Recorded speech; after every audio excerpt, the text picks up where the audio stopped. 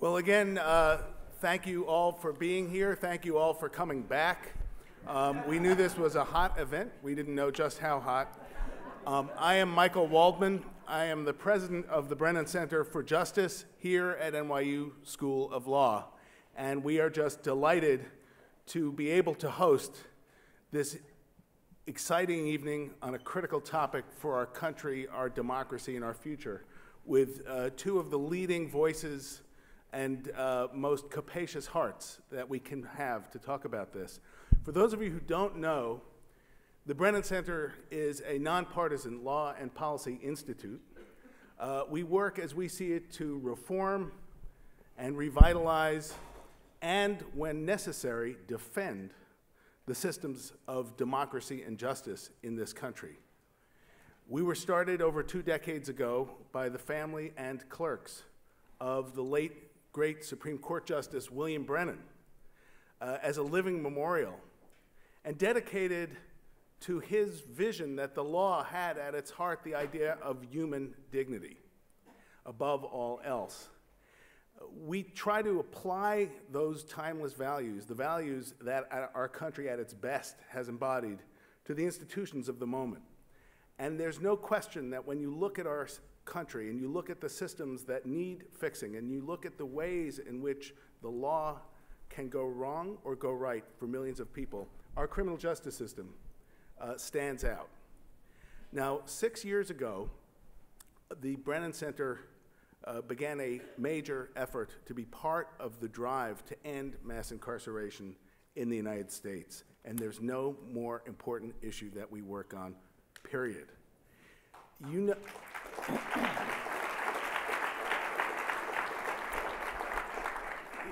know, Joseph Stalin, there's a quote attributed to Stalin. I don't quote him every day, but I'll do this today. He said, "One death is a tragedy, and 1,000,000 deaths is a statistic." And I actually don't think that's true in this instance. We all know the statistics and the scar they cut across our country. Over 2 million people behind bars in what is still the wealthiest country in the world. We have 5% of the world's population, but 25% of its prison population. 1 out of 3 black men can expect to spend time at some point behind bars. That is wrong. This is the greatest civil rights, racial justice, economic, and social challenge we face in so many basic fundamental ways. So what have we as a think tank and a legal advocacy group done, and a communications hub, what have we been able to do about this? Well, our justice program, led by my colleague Ina Chettiar, we think has taken some innovative steps. We know that the current administration is putting out false ideas and actual outright fabrications about, as the president said in his inaugural address, American carnage sweeping our cities, or as the Attorney General has claimed, a soaring crime wave. So our rock-solid research has showed that, in fact, crime is lower than it has been in decades. Our work pulling together and forming a coalition of police chiefs and prosecutors and sheriffs and district attorneys has made clear that we do not need to have this unconscionable level of incarceration to keep our country safe, and that in fact we can reform while maintaining the kind of safety that we all care about and want, and that you cannot incarcerate we cannot incarcerate ourselves to safety. We've done innovative policy work, looking in detail at the criminal justice laws and finding that some 39% of the people behind bars, we estimate, are there without a single valid public safety reason.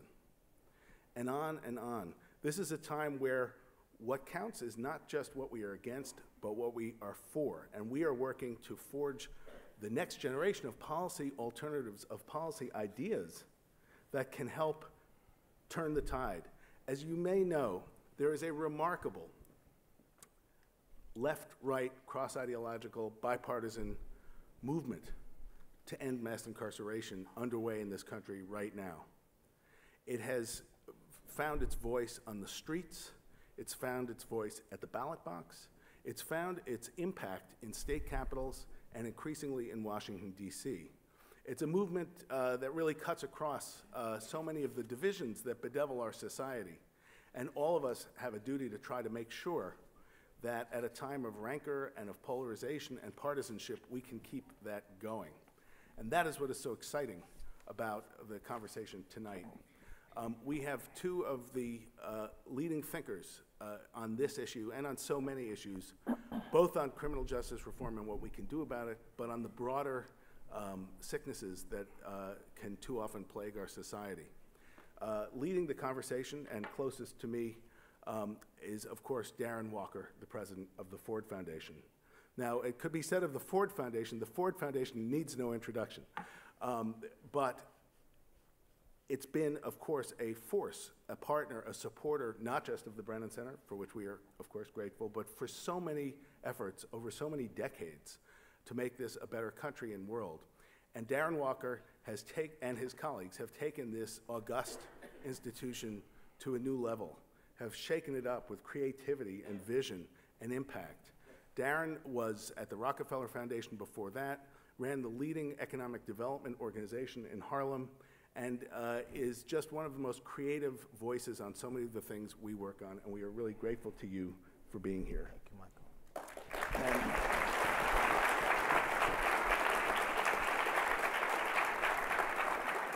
And he will be in conversation with Van Jones. Van Jones is one of the most exciting public intellectuals and dynamic voices on our screens and in our country right now.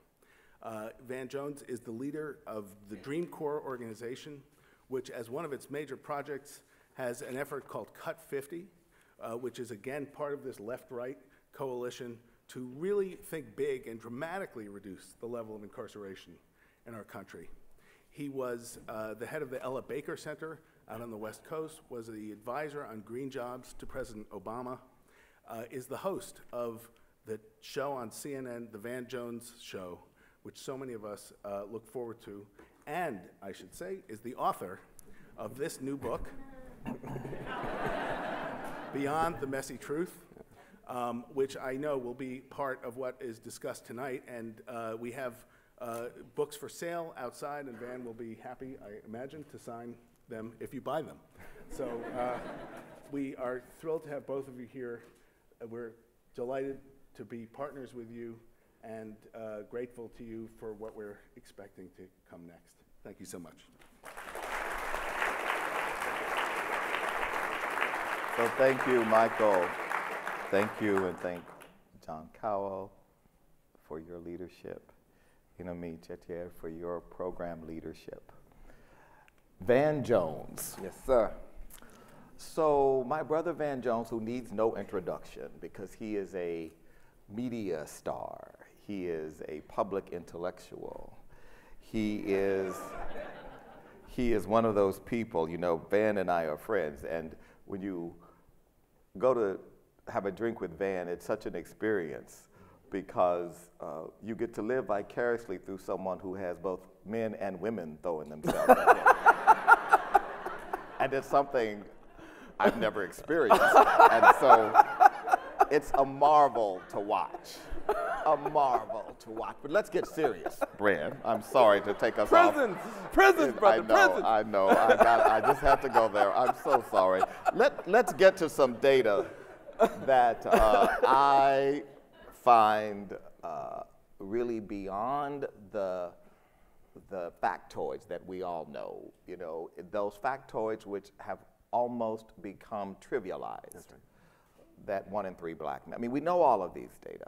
Today, I though learned for the first time that 6.1 million Americans cannot vote because they have been disenfranchised.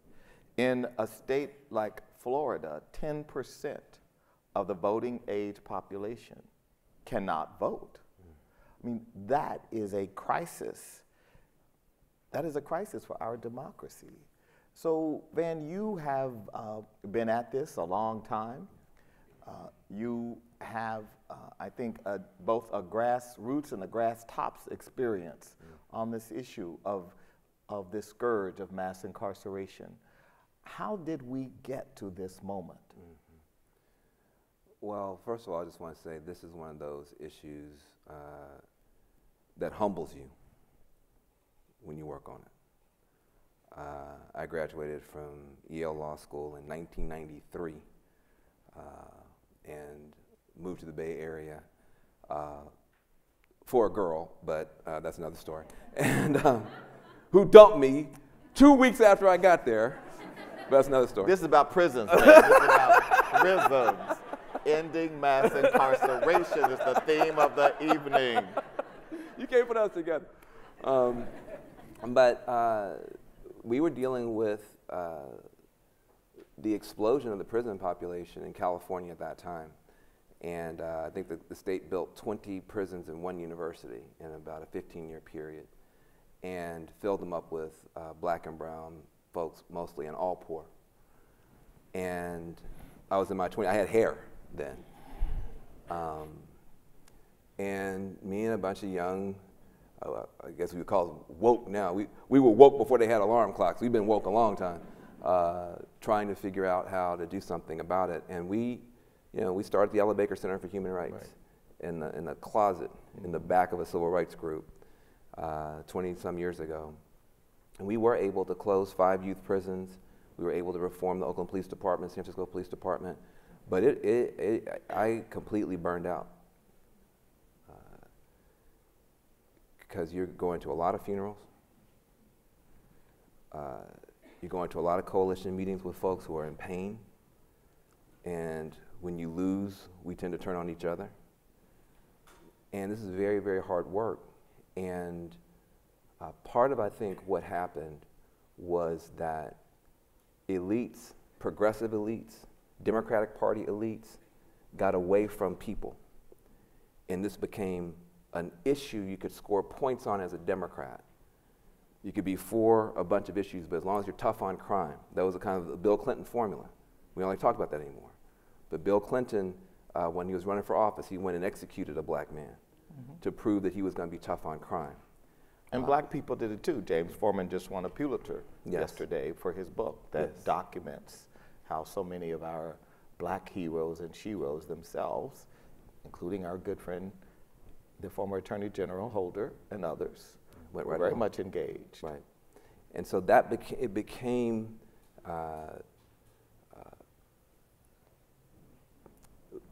disposable. You created a disposable population for political gain. You could put prisons in poor white communities when factories were leaving and manufacturing sites were leaving and farms were getting foreclosed on. You could put prisons there and create jobs there. And so this is a deep problem. But it was a bipartisan train wreck and a bipartisan moral failure and a bipartisan political failure that got us in this situation. And it will be a bipartisan solution to get us out. But just to be clear, as I think Michelle Alexander documents well, the roots of this go back to a pretty insidious moment. Yeah. Right? I mean, when you read Halderman's interview about the creation of the Drug Enforcement Agency and Richard Nixon's plan to criminalize the two communities who were his enemies, as he put it, Negroes and hippies. Hippies and Negroes, yep. And so this was actually designed cynically to criminalize a population of Americans. Yeah, and that's true, and part of it is it's one of these open secrets. People say, well, that sounds like some conspiracy stuff. But see, I've been black a long time. I've been black almost my whole life. For about 6 months, I was into U2. Other than that, I've been black my whole life. No offense, Bono, but when I went to Yale, you mentioned Brother James Forman, who's now at Yale. I was a student at Yale with him. I saw every drug ever created, snorted, shot. I mean, look, I will honestly say I didn't do any of them. Truly did not. But you couldn't escape it. There was that much drug use on the campus at Yale. Not one student went to prison. The cops, the lights would be flashing on police cars going past Skull and Bones to go to the housing project 4 blocks away, and all those kids got arrested. Same age group, within eyesight of each other, doing the same drugs, and the poor kids were doing and selling fewer drugs than the wealthy kids. So it's very clear this is not about drugs. Nobody thinks, my kid's on drugs. I know, give them 14 years. That'll help them. Nobody thinks that for their own kid. And so we wind up in this situation. And so for me, I've literally spent my entire adult life working on this issue, and I'm so proud to be a part of. First of all, if you don't know, and I said it upstairs and I'll say it again, the Brennan Center's work on this is literally indispensable. Now, there's very few organizations about which you can say that in any field, but their work is literally indispensable because you can quote their stuff and never get in trouble, okay? Some of our friends, you get their pamphlet, you get their flyer, don't quote them on TV because you will get fact-checked. But the Brennan Center, incredibly solid folks. I'm so proud to get a chance to work with them. And I also just want to say, before we go too much farther, because I burned out and just couldn't continue to do it and went on to other things, it was a whole new generation of young advocates that came and thumped me upside the head and told me, you've got to get back involved. And they didn't want to hear our good old days stories about the 90s and all the stuff that we did. They said, what you doing today? We got the same problem today. And we have some of those folks here in the room. And I just want to honor and to acknowledge Jessica Jackson Sloan. Just wave your arm around, Jessica, wherever you are. She's back there. Give her a big round of applause. She's somebody who's going into prisons every day. I don't go every day. She goes all the time. We got Michael Mendoza. Michael, stand up and make sure they can see that beautiful face of yours. You talk about beautiful folks. That's Michael Mendoza right there. Michael just got out of prison a few years ago. He was so well sought after. He could have done anything he wanted to. He decided he wanted to stay in this fight. And I could embarrass a lot more people here from the team. But this is a team effort. You can't do anything alone. That's part of the problem. It's a network. It's a team. It's a family. It's people that hold each other and help each other that get you through this. And I'm just proud to be a part of the team at the DreamCorps. And the Cut 50 folks are unbelievable. So how do we actually comprehensively address this challenge? How do we do it both from a policy perspective and a cultural perspective? Because the root cause of this, I mean, I was schooled in the Rockefeller Foundation where we all talked about root causes. And so we know the root cause of this is the legacy of white supremacy. We know the root cause is a hierarchy that categorizes certain behaviors as criminal and others as challenging, but with rehabilitation, good things will happen. And you just mentioned the differential treatment. I lived and worked in Harlem in the 90s and saw how crack devastated that community, but it's interesting to me today to see how we are addressing the opioid condition, which we see as a public health crisis that requires a public health intervention. We had the same situation in our communities in the 90s. It was never declared a public health crisis. The crack epidemic was never seen through the lens of public health or the social determinants of health. It was seen as a purely criminal matter and criminalized behavior. So how do we actually get to comprehensive reform without acknowledging what the root cause of this scourge is? Well, I don't think we can. There are some encouraging developments. First of all, despite what's happening in the White House right now, which if you haven't checked your phones, I'm sure it was something terrible since you got here. So don't look. It'll be something terrible tomorrow. But despite what's going on at the White House level, there are some people in the Republican Party who are starting to finally have some sense. One of the consequences of the Tea Party movement, all that sort of stuff, and them having so many electoral victories at the state level under President Obama is they then had to look at these budgets. And you have a lot of Republican governors who are saying, we're spending how much on prisons? And I had a TV show called Crossfire with a guy named Newt Gingrich. And the reason it's called Crossfire is that we just fought the whole time about everything, except on prisons. And Newt said something to me that really changed the direction of my work in this area. He said, Van, you're too soft on prisons. I said, what? He said, when we debate, you're way too soft on the prison system. I said, how can you say I'm too soft on it? He goes, well, you talk about the racial part of it. I understand that's important.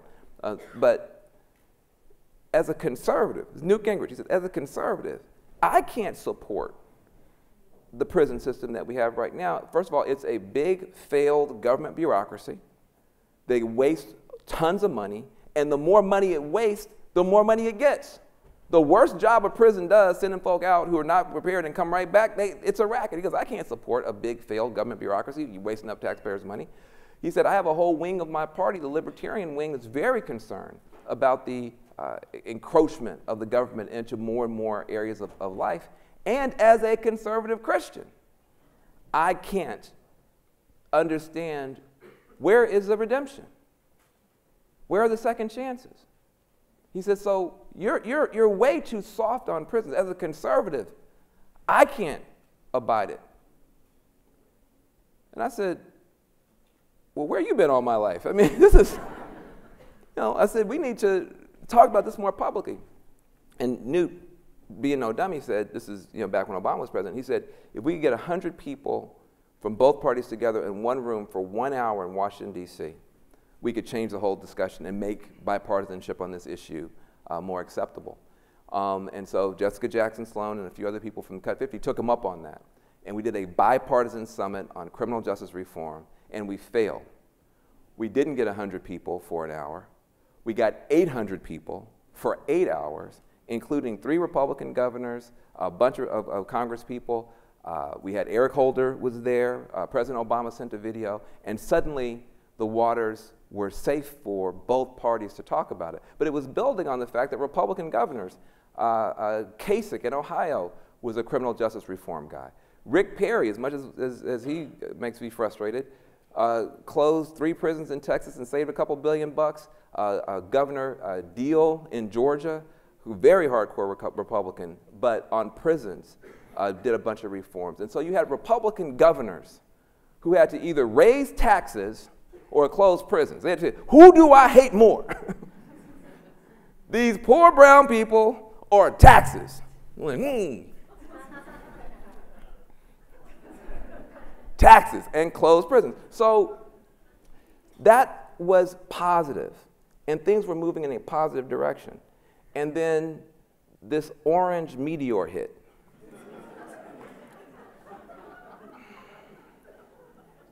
And even inside the Republican Party, which, by the way, both parties, for the first time in 2016, both parties at their convention had criminal justice reform planks. Both parties, first time ever. So we were getting somewhere, and then this meteor hit. And so now we are trying to find a way forward. It requires, I think, more skill. Some savvy, we can talk about it. But I think that even while this is happening, this nightmare is happening in D.C., I think more ordinary people get it. Everybody gets mad at Black Lives Matter, at least in my job. Everybody, on media, they love to sort of throw a little cheap punch at Black Lives Matter. They throw a little punch and say, oh, but they do have a point. That's the way you kind of maintain credibility. Well, they've gone too far, but they have a point. No, I say no, they have done a beautiful job. They've done a beautiful job because it's when young people say enough. It's when young people start marching that then the grown people start acting right. And so I do think that the progressives, I think, are much more willing to take this on. I do think that even now there are Republicans who know better, though they might be scared to say better. And Jared Kushner Say what you will about Jared Kushner. His father went to prison. Chris Christie put his father in prison. And Jared Kushner has a personal reason to do the stuff he's been doing, trying to move some stuff forward. So, you know. But how is Jared Kushner going to move something forward when the person in charge of the Justice Department says that the job of the Justice Department and the penitentiary system is to lock up as many people as possible? That the reality of the law and order rhetoric, which is a rhetoric rooted in racism, to appropriate that language and translate it to policy, which is really what he has said he seeks to do. Absolutely. So what effect can Jared have? I accept and I agree that his own personal experience would lead him to see the insanity of our system. What do you think he can get done? Well, the thing about any administration, and I got a chance to be a part of the Obama administration for about 37 seconds, but it was longer than that. It was a good 6 months. 6 months longer than I thought I'd ever be there. 6 months longer than you.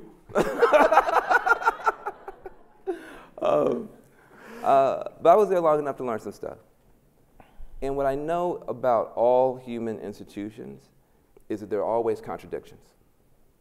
There's always contradictions. It's never all one thing. There's a dominant, and then there's something else that's struggling with it.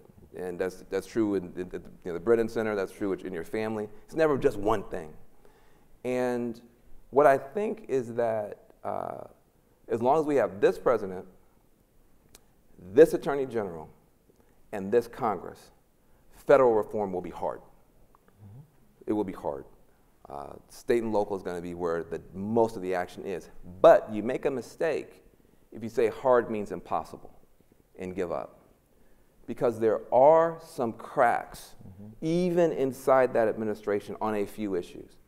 One has to do with, believe it or not, women. We are in a moment where I think the women had a meeting or something, because there is a force that is breaking out everywhere, and even in the criminal justice movement, which has for too long been mainly focused on men. What's happening to women behind bars is so shocking and so terrible and so outrageous that the voices of those women saying, stop abusing us, stop mistreating us, stop putting us in situations where we have to give sexual favors to get tampons, where we have male guards with guns with the right and responsibility to watch us shower, to watch us stop abusing us, has resulted in a campaign called Dignity for Incarcerated Women. That campaign, Jessica and others at Cut 50 have been playing a big leadership role. A woman named Topeka Sam, who herself formerly incarcerated, came out and took up the charge, and other groups as well. There's room for that, to deal with some of these conditions of confinement for women behind bars. Is that enough? No, but that's important for those women. There's space there. There's space for thinking about re-entry. Sessions wants to make sure that people stay in forever. If Sessions could give African Americans and Latinos 1,000 years for jaywalking, he would do it. There's no sentence too long for Jeff Sessions and no crime too petty. But even Jeff Sessions has to acknowledge 80–90% of the people in prison are going to come home. And so there is going to be a commission on re-entry, how people come home. Sessions has not opposed that. So there's an opportunity on that. All I'm saying is that we make a mistake when we let despair be a strategy, when we let alarm and depression dictate what we dare to do. My fundamental view is we should take every inch we can get during this difficult period. And then when we get a different president, and I don't know how long he's going to be there, but he won't be there forever, we can build on what we've learned by trying when it's hard. And do you think that for many advocates, the idea of working in partnership with this administration to achieve any of those objectives is just such an odious thought that they would want to sit on the sidelines, as many do, right, and say, I'm not going to work with this administration, even on something as important as this. What do you say to those advocates, to those people? I mean, you know, I know there are black folk who would say, there is absolutely no way you could ever get me to sign up to work for anything this administration was seeking to advance. Yeah. Well, first of all, I think those people are a blessing. And let me tell you why. It was not a foregone conclusion when this election went the way that it went, that we would have a resistance in this country. Don't forget, you know, some countries have negative, populist, horrible presidents and everybody just rolls over. That did not happen in the United States, mainly because women said heck no, and the minute after he got inaugurated, you had millions of people in the street right away. I was like, and the reporters were like, but he hasn't passed anything. We don't care, he ain't gonna pass nothing, we tired already. It's like day one. Like the biggest protest ever, day one, I said, okay, it's on and popping. I said, this is gonna be a real thing. And if you didn't have that level of resistance, there would be something wrong. So the people who are taking that position are a blessing to the country. That's very, very important. At the same time, we have to be careful.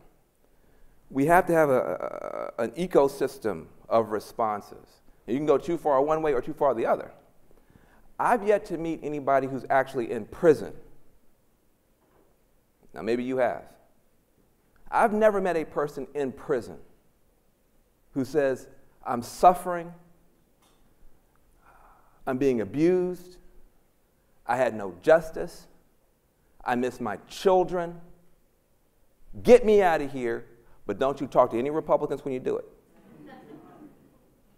I've never heard that from an actual incarcerated person. I've never heard that from somebody whose mom or dad is locked up and they're trying to get him out. And so we've got to be able to have an ecosystem where some people can take that strong position, but we also got to hold real folk. And one danger in the criminal justice movement is we can get so ideological that we forget to listen to the people who are actually impacted and take cues from them and listen to them. It's very humbling. When I first got back involved in this stuff, they were talking about maybe they would let some people come home, but they would have to be monitored somehow electronically.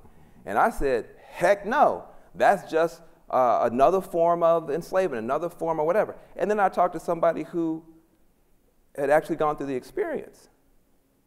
And she said, you know what, when my husband first got arrested, if he could have stayed home and we could have worked with him on his addiction, I might still have a husband, I might still have a family, so I wouldn't be so, and I hadn't thought about it that way.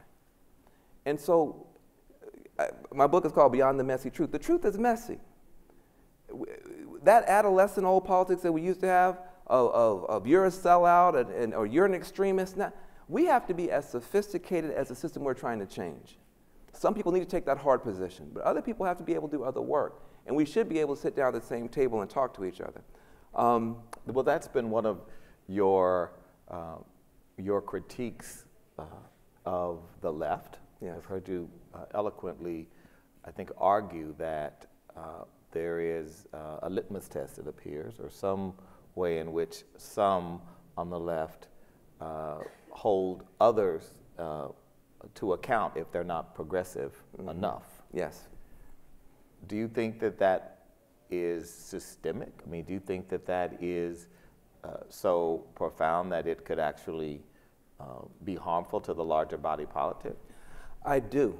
I do.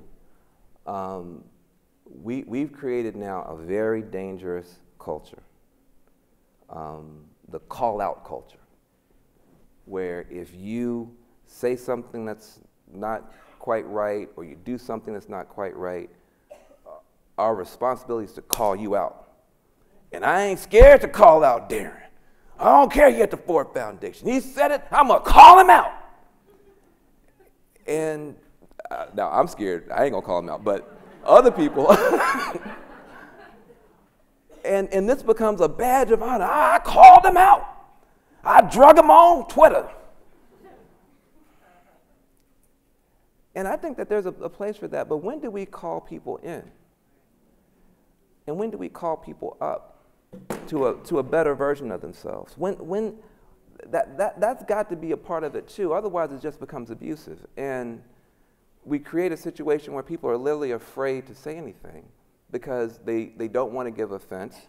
But then when they do, they go off and sneak and vote for Trump, or they go and they just give a little bit less money than they would have, or they just don't show up anymore.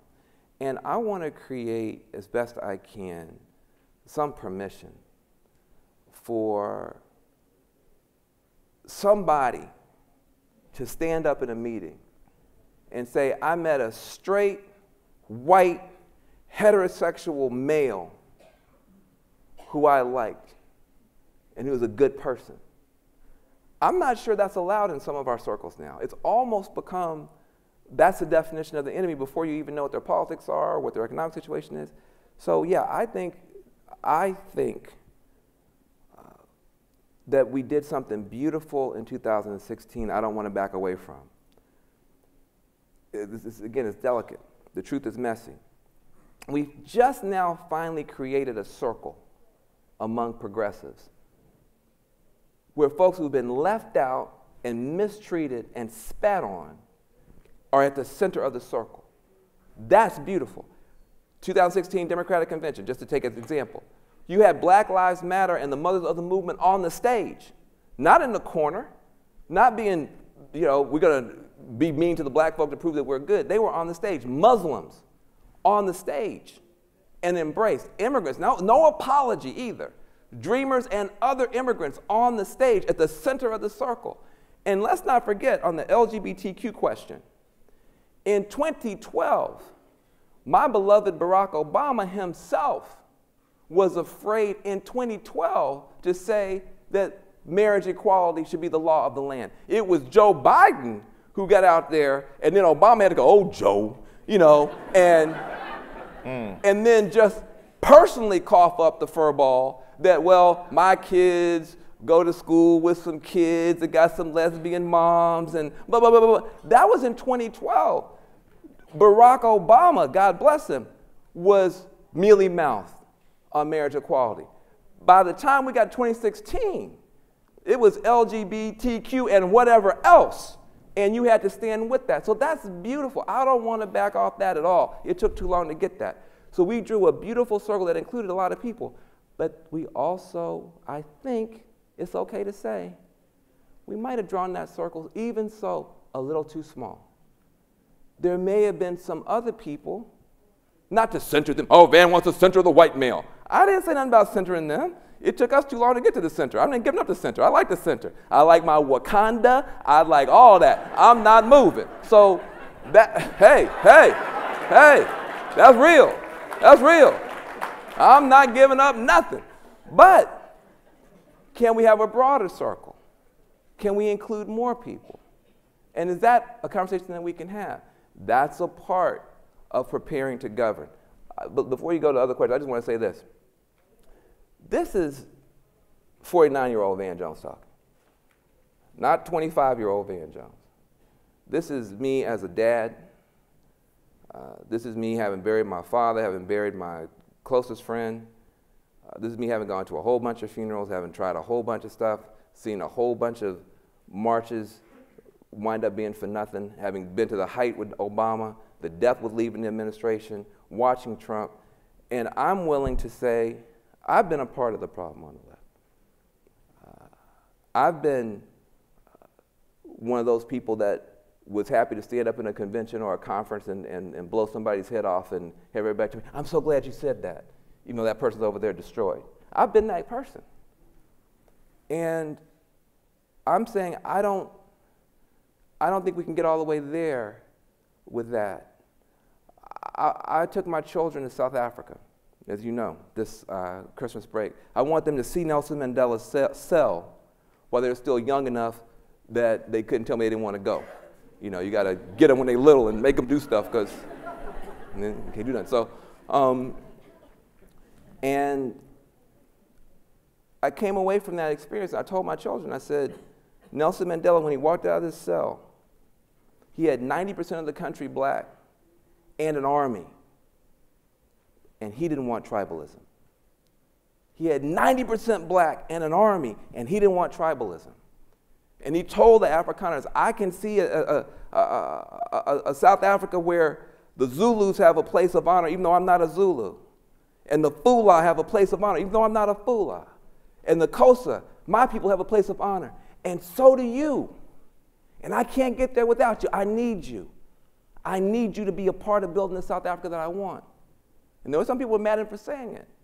But he put his jailer as his deputy president, de Klerk. He was willing to try to figure out some way to get him out of that ditch. Now, South Africa's got a bunch of problems today. But where did that go?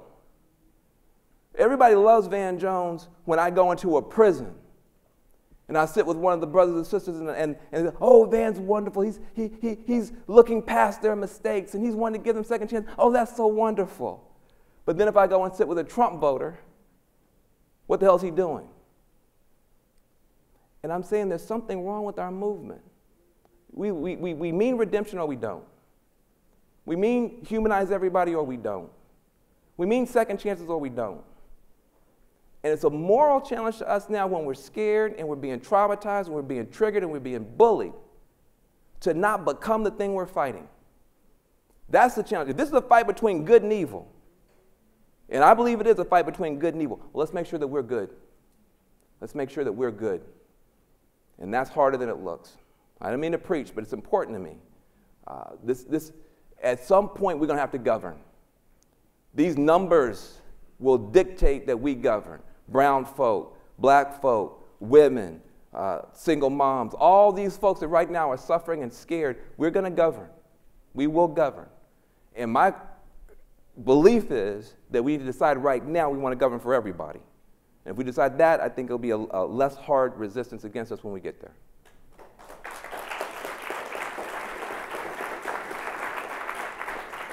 What did you say, I mean, having just returned from Johannesburg a few weeks ago where our romanticized narrative of Nelson Mandela is being turned on its head by the young people of South Africa. Yes. Who believe that in fact he negotiated way too much and that the corrupt system, the system that he produced has become corrupted. Yes.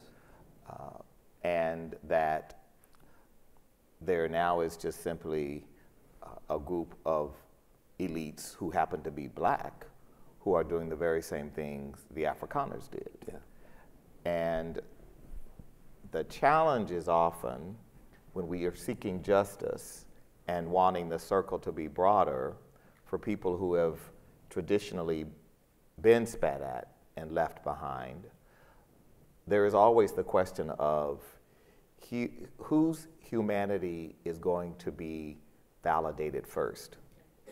Because often what happens is the legacy of this country dictates whose humanity is most important. And so in order for us to make real progress, those who have benefited from the privilege of that hierarchy need to acknowledge that it remains, and unless it is interrupted in terms of practice and policy and culture, that circle that we think of will become smaller and leave more people out who have historically been left out. And how do we broaden that circle and ensure in a country where people, white people, do not and are again, I'm generalizing, are unwilling to embrace our historical reality. I mean, I've had the number of people who have said to me, why can't the United States learn from South Africa and Germany and these places that really horrific things happened? I grew up in the South. White people do not equate what happened in the United States to black people with anything like what happened in Germany or South Africa or Brazil or any of these places. I mean, I have been told, you grew up in the South by white people who said, yes, there was slavery, but you people are still better off than you are if you were stuck over there on that dark continent.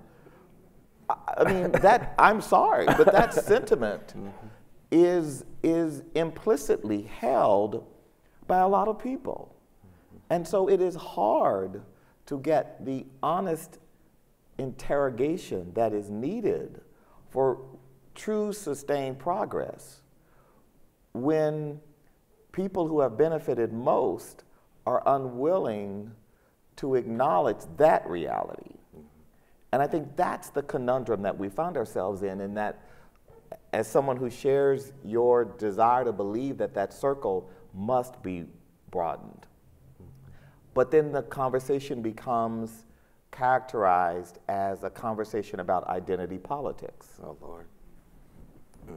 I was at one of these things, and the man in Dallas stood up and said, yes, the Ford Foundation has done all of this stuff, but you also created identity politics in this country because you started funding in the 1960s Indian rights, women rights, civil rights. You were all these rights for these special, And I said, sir, with all due respect, I mean, the Constitution of the United States was the first document to lay out identity politics in this country. You better preach. And no, I mean, that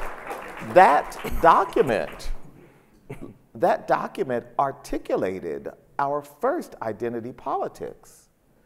It enumerated who would be privileged in our society. And what the Ford Foundation sought to do in the 1960s, thank you so much, in the 1960s was to recognize that certain Americans had been marginalized in the American narrative, and that we wanted to broaden that circle to include those people who had been marginalized, who had been left out and left behind and not allowed to realize the American dream.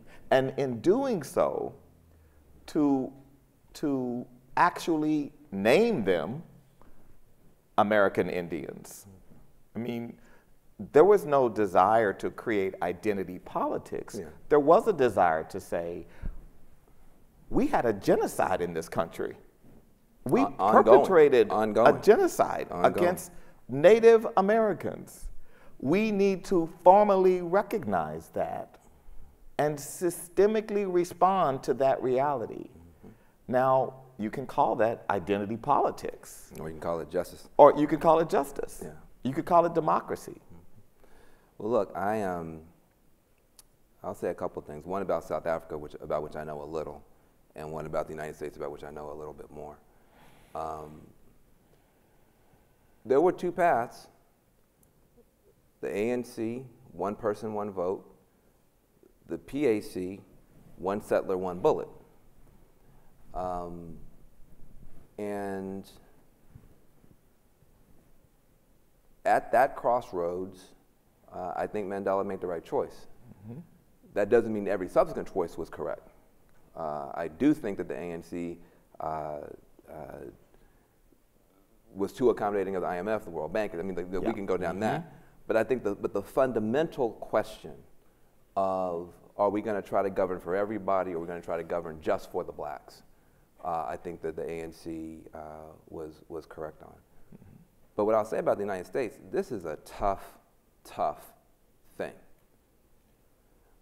And I have come to a place in my own heart, just for me, not for anybody else, where I can hold two things that are really, really hard to hold at the same time.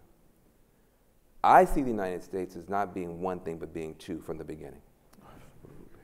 I see from the beginning there was a founding reality that was ugly and unequal, and as bad as you say, and worse, according to Thomas Jefferson. Don't get mad at me. Thomas Jefferson, you go to the Lincoln, you can go to the Jefferson Memorial today if you want to. And in marble and stone, Jefferson says, I tremble for my country when I reflect that God is just. That's Jefferson. In his memorial, concrete, stone, marble, I tremble for my country when I reflect that God is just. What's he talking about? He's talking about the enslavement. And I'd like to believe that maybe at a more reflective moment, he might have been thinking about the Native Americans that they were being wiped out, and the fact that not a single woman in the country could vote, and the fact that nobody, if you weren't a straight white male property owner, you had no rights at all. Jefferson himself said at the founding that he trembled for the country. So that's not triumphalism from the founders. They knew that they had fallen far short. At the same time, that same Thomas Jefferson said something else, because that's all we had. There's really no point. This thing is done. We shouldn't even try. But that same time, Jefferson also said something else. He said, we hold these truths to be self-evident, that all are created equal. It's a slave owner that says this. That's the founding dream. So what is America? What makes us Americans? We have this ugly founding reality and this beautiful founding dream at the same time. And what makes us Americans is that we're this rainbow-looking people, every faith, every gender, every sexuality, every kind of human being ever born in one country, which is its own kind of a miracle, that every generation, some of us rise up and try to close the gap between that ugly founding reality and the beauty of the dream. That's who we are. That's what we do. Now, you're never going to have a perfect union, but you can have a more perfect union every time. And so I can stay inside of this American conversation as a ninth-generation American, by the way. I'm a ninth-generation American.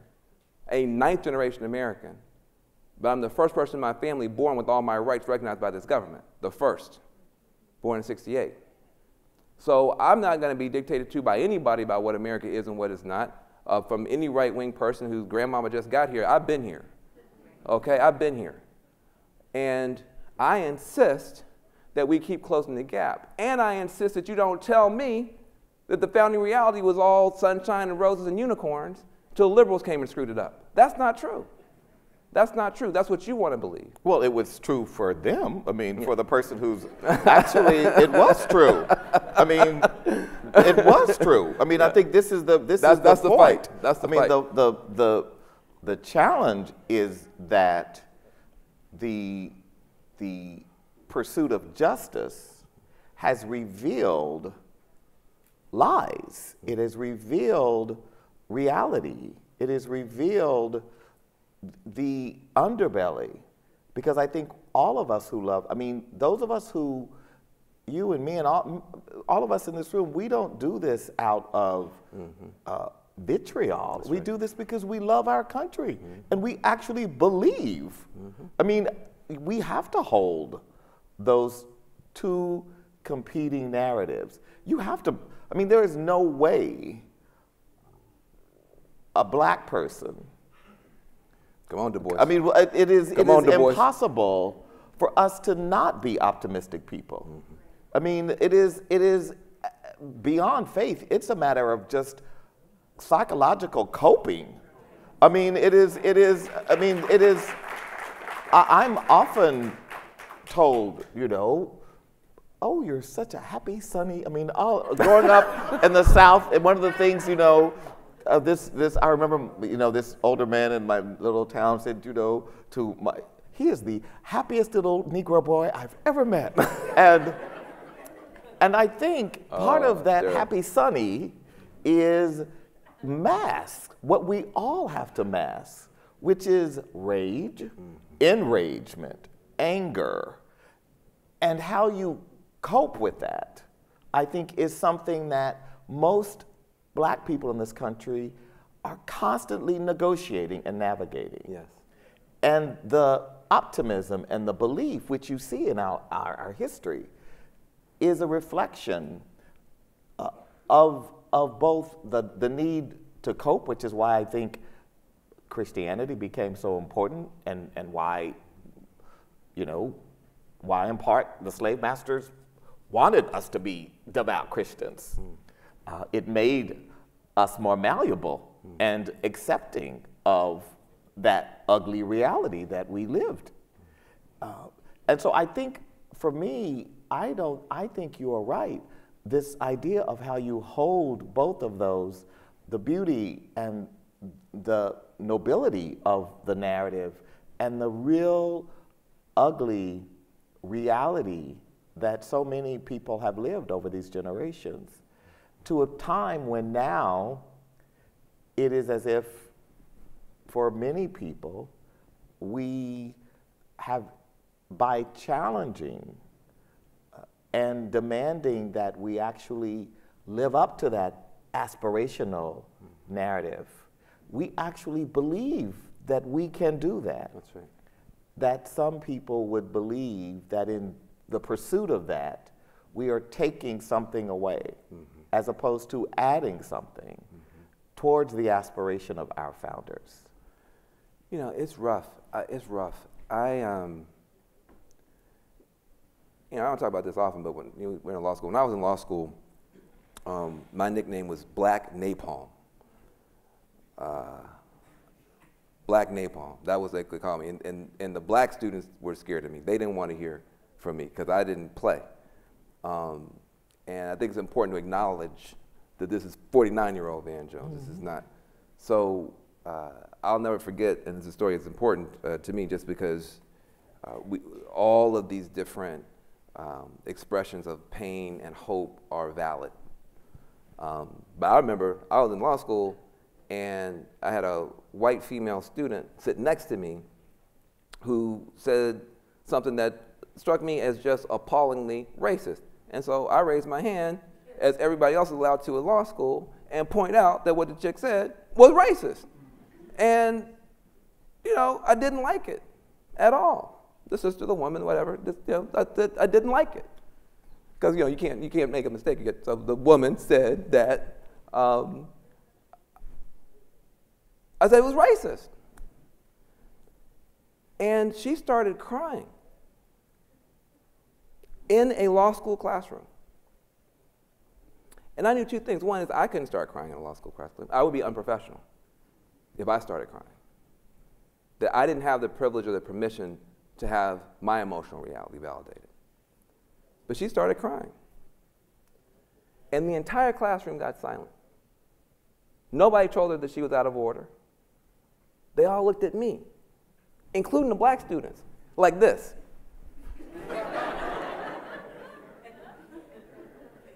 They're like, you know, we don't know what's going to happen to this dude, but we don't know him, and we're not with him.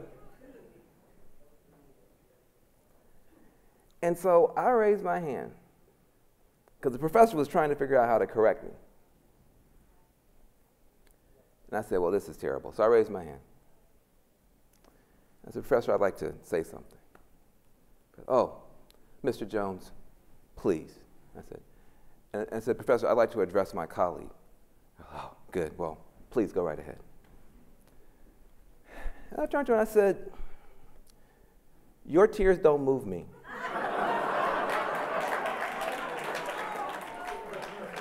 I said, your tears don't move me. My people have been crying for 400 years, and nobody cares, including you. And when you get finished crying, the comment was still racist. Thank you. And you would have thought that I had thrown hand grenades around the room. It was complete bedlam, complete pandemonium.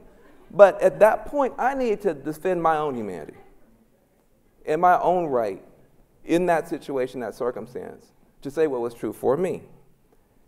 And that's valid as well. I'm not trying to dictate to anybody else at the end of the day how they want to deal with their pain around gender, how they want to deal with their pain around race, or anything else. But what I am trying to say is that in my own journey, I got to a point where I had lost track of the humanity of my opponent.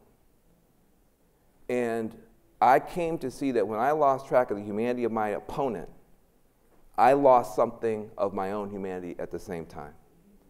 And that the people I most admire at this stage of my life were the people who said, I refuse to be dehumanized anymore. You're not going to dehumanize me, and I refuse to dehumanize you. I'm not going to do you that favor by letting you off the hook, by saying you're just a devil and you're a this and you're a that. I'm going to say you're a human being just like me, and I'm going to call you up to a better version of yourself because you know better. And I won't let go of your hand. I'm not going to let you be as low as you want to be. I'm going to keep challenging you. But I'm going to challenge myself not to hate you when I'm doing it. I don't want to become what I'm fighting. I don't want to feed what I'm fighting. I don't want to become what I'm fighting. That's my choice. Thank you, Van Jones. So getting back to criminal justice and the questions, because I have some good questions here. So the riot in South Carolina, the cell phone riot. Some of you may have heard about this. There was a riot, prisoners killed over cell phones. They've now come to understand that there was an underground cell phone market.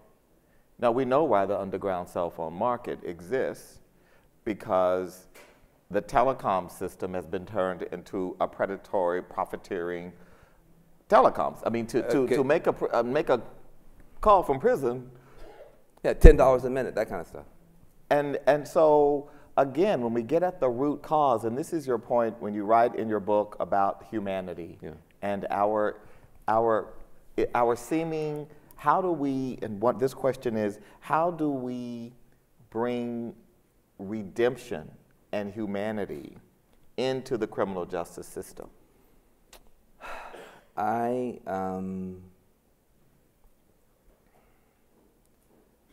What I know is that going to the prisons has been critical for me. I got the best advice, the best counseling, the best mentorship of my life I got from people who are behind bars, who were behind bars. I went to try to help them, and I still get phone calls from guys. Always blocked, so I know it's from somebody inside. And when my first book came out, I did a tour inside of prisons, and the toughest questions I got were not at Princeton, not at Harvard, not at Yale. They were at San Quentin. I mean, those brothers were just geniuses, and they challenging me on philosophical grounds, economic grounds, political history grounds. I mean, they had me, up against the wall just with pure intellect. And I think that we have to, I think we have to remember that the women and the men who are behind those bars, they're before the grace of God, they're before the grace of humanity, they're before fate or destiny. Any of us could be there. And continuing to fight from that point of view, it's not those people, ex-cons, ex-felons, it's human beings. I think that's critical. What role can law enforcement play? This issue of, policing and the criminal justice system is seen as two separate things, or discussed in two separate sort of silos. Yes. Well, it's one conveyor belt and just two different wheels. What I would say about it is simply this. I'm from a law enforcement family. My dad was a cop in the military. My Uncle Milton just retired from Memphis City Police Force. And what do I know about police? They're not saints or superheroes. They're city employees. You got good ones, you got bad ones. Nobody would ever say that if you had a bad bus driver, that you hate America. Or if you had a bad school teacher, that you hate America. But if you run into a bad police officer, you must hate America. That's completely nonsensical. Any human system without adequate checks and balances and oversight will tend toward corruption and abuse. That's why we have meat inspectors. Not because we hate butchers, but because we know if nobody is watching the butchers, some of them are going to start doing some dirt. That's why you have building inspectors, not because you hate carpenters or architects. But if nobody's asking the question, you're going to have buildings falling down all over New York City. So any human system, you don't have to dehumanize police. You just have to stop deifying them. See, so the thing about humanization is, and this is something I wanted to say to you earlier when you were talking about these people who get so upset when somebody wants to be seen as a human being. Some people have to be brought up to the level of being human, and some people have to be brought down to the level of being human. See, that's the problem. Some people are so high up here in their own estimation and in society that they're almost gods unto themselves. And so when we stop deifying them and say just because you have on a blue polyester suit and a badge, it doesn't make you the devil, but it don't make you God either. It makes you a human being. They feel demoted. But in fact, they're having their humanity restored. Because it's when you get put up on this high pedestal that you make your worst mistakes. And so people have to be, just like with consumption, environmentalists always talk about we need to consume less. Some people need to have their consumption brought up to a level of dignity. Other people have to have their consumption brought down to a level of dignity. But it's dignity for everybody that we're aiming for. But this is the thing around the police. They are city employees. Some are good, some are bad. But you don't have the right system to get the bad ones out. If you had that and anything else, you'd have rotten meat and buildings falling down. You wouldn't accept that either. So do you think that there's going to be success between the GOP and the Dems to do better on this, with this upcoming legislation? And you might want to talk about, there is legislation pending that you're advocating big on. I'm advocating big to strengthen it and make it better, that's for sure. I'll be on Capitol Hill tomorrow. Going to be talking to Paul Ryan, going to be talking to McConnell, going to be sitting right next to Jared Kushner, trying to get this bill that they're talking about to be a worthy bill. And I'm proud to say it because I'll work with or against anybody to do something about this system. I fought Jerry Brown and Willie Brown when they were Democratic governors and mayors when they were trying to build these prisons. I fought Democrats. You remember, we fought Democrats in California when they were building these prisons. I'll fight Democrats and I'll work with Republicans, or I'll fight Republicans and work with Democrats. It's not, the partisan stuff goes away when you're dealing with human beings locked up and brutalized. And so, I think that this proposal that's beginning to move forward, that Hakeem Jeffries is trying to push against all odds to make something happen. I think he deserves everybody's support to make it better. The existing bill, I think, is not good enough. We don't want fake reform. It can't just be in name only. There's got to be something in there. But it can't be everything in there because you got this president. So I believe that Hakeem Jeffries is doing the right thing and try to get something done. I think Jared Kushner is doing the right thing on this one topic to try to get something done. And I'll be right at the table trying to make it better. So is there anything liberals and conservatives can learn from each other? Yes. We would be in bad shape if there were no conservatives. I just want to point this out. I've never seen a bird fly with only a left wing. I've never seen a bird fly with only a right wing. It takes 2 wings to fly.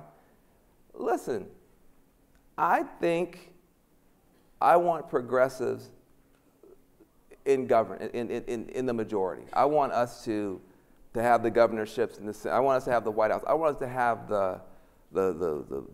our hands on the levers of power. I want that. And I want the conservatives in opposition. But I don't want them in oblivion. Some of their challenges are good. Conservatives ask us really good questions. Listen, here's a proposal. I want to do something. The conservatives will say, how much does this cost and who's going to pay for it? I never ask that question.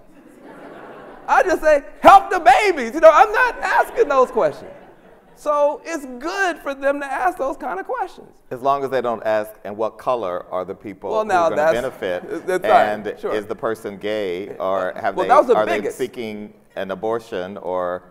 Hey, listen, that's the bad part. That's the bad part. Look, that's the bad part. I'm not trying to say that everything that they do is good. I'm saying there's some good. And I will tell you this. If we don't at least recognize that, then it's very hard. You can't just say to somebody, you suck, join me. It's not a good sales pitch. It's not as effective as you might think. And so it's good if you can find something in the other side that you, don't make it up, but you can legitimately appreciate and respect, because respect tends to lead to respect. And so I do think that we have a lot to learn from our conservative sisters and brothers. I think they have a lot to learn from us. I think that, again, America, the conservatives really, at their best, not with their bigoted worst, but at their best, they believe in liberty. They're passionate, limited government, individual rights, and all that type of stuff. We believe in justice. They say, well, we want limited government. We say, well, what about the people who are left out? What about the little folks who might get run over by the big folks? So they believe in liberty, and we believe in justice. If you have justice with no liberty, I just want everything to be equal and fair, and I don't care about anybody's individual rights, and the government can be as big, you get totalitarianism. We've seen that. So that's not good. On the other hand, if you just have liberty, what the conservatives want, just no government and everybody do what you want to do, you get a different kind of totalitarianism. You get the corporations take over everything. They take over your government, they take over your media, and then you're really screwed. So liberty without justice is a nightmare. Justice without liberty is a nightmare. That's why we say liberty and justice for all. That's a brilliant formulation. It gives respect and honor to both sides. So then I can say, I respect your liberty impulse, but your bigotry got to go. And they can say, well, I respect your justice impulse, but your bad math got to go. And we can have a relationship. That's what I think is the ideal. Can we get there? I don't know. But at least in my mind, when I'm approaching them, I'm trying to find that one spot of respect that I can stand with, because I'm going to beat them on everything else. You got to be able to, hold on to them while you. Okay. Prisons. So, a question from a Ford Foundation alum. What initiatives are organizations working on to reform the 13th Amendment with respect to prison labor? So we know that, actually many people don't know, that the 13th Amendment, which we know in this country outlawed slavery, there is an exception. Exactly. Read the fine print, brother. So the fine print says, actually, if you are imprisoned, you are not, the government is not bound by this amendment. It's basically what the law says. So are there any efforts that you know of, Van? Not directly, though I think that would be a good thing. That fine print, Ava DuVernay had that documentary called The 13th that talks about that. And there's what about restoring voting rights to ex-offenders? There's big stuff going on there, you know. In Florida, and listen. By the way, people will often say we need to restore voting rights for formerly incarcerated people because that will help the Democrats. And actually, I have to say, well, hold on a second. We don't know what that will do. If you actually create a situation where large numbers of folks could vote, you might see some policy changes from either party. I don't think we should make it a partisan thing. Absolutely. It's a human rights thing. And once you have a bigger pool of voters who are coming in, and by the way, a lot of black people, as quiet as we vote 90+% for Democrats, but you got a lot of black folks who are conservative and would vote for Republicans, except Republicans are so disrespectful toward black people that you can't do it. But I mean, let me just be very, very honest before we go. African Americans, a lot of us, church-going folks, that's can be considered very conservative. The two strongest institutions we have, church and hip-hop. Hip-hop is not rapping about staying on welfare. Hip-hop is talking about cars and planes. That's Republican. So,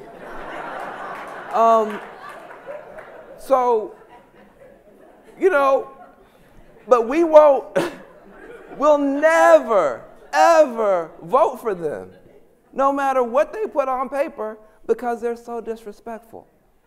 And every time you turn on Fox, it's so disrespectful. And if you can understand that, you can also understand how there are some white guys who might be a part of that broader circle. But sometimes in our just sort of how we just dismiss, oh, those red state voters, they're just from dumb fuckistan and they're so ignorant. I mean, people say this. Oh, if you're a Republican, you're stupid. If you're a Republican, you're a bigot. I mean, just complete. So that makes it hard for some who should come to come. And that little 1 or 2% could be the difference between a whole bunch of elections. And so I'm saying I'm watching Republicans flush black votes down the toilet. Black folk can't vote for you because you're so disrespectful. I want to make sure that we aren't flushing anybody away. If you come over here, you got to respect everybody. If you come over here, you got to honor everybody. If you come over here, you got to treat people right. But come over here. We want you over here. That's, I think, the winning strategy. So, ladies and gentlemen, please join me in thanking author, TV star, activist Van Jones. And Darren Walker.